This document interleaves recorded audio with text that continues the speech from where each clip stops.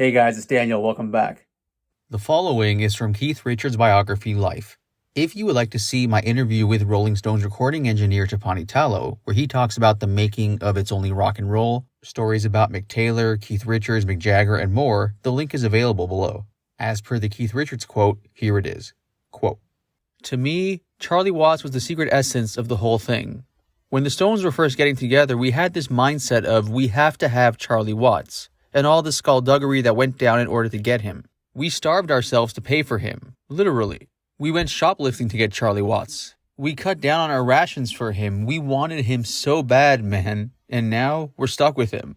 If it hadn't been for Charlie, I would never have been able to expand and develop. Number one with Charlie is that he's got a great feel. He had it then from the start. There's tremendous personality and subtlety in his playing. If you look at the size of his kit, it's ludicrous compared to what most drummers use these days. They've got a fort with them.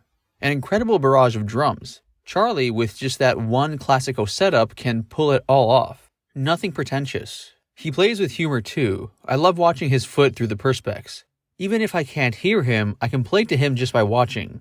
The other thing is Charlie's trick that he got, I think, from Jim Keltner or Al Jackson. On the hi-hat, which is the backseat, which is a very important thing in rock and roll, Charlie doesn't play, he lifts up. He goes to play and pulls back. It gives the snare drum all of the sound instead of having some interference behind it.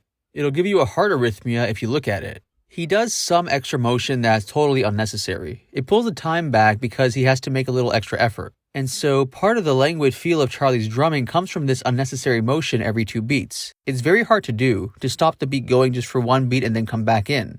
And it's also something to do with the way Charlie's limbs are constructed, where he feels the beat. Each drummer's got a signature as to whether the hi-hat's a little bit ahead of the snare. Charlie's very far back with the snare and up with the hi-hat.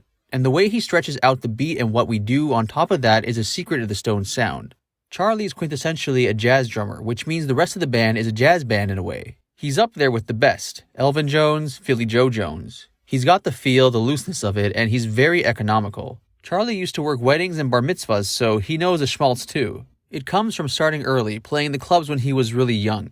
A little bit of showmanship without him being the showman.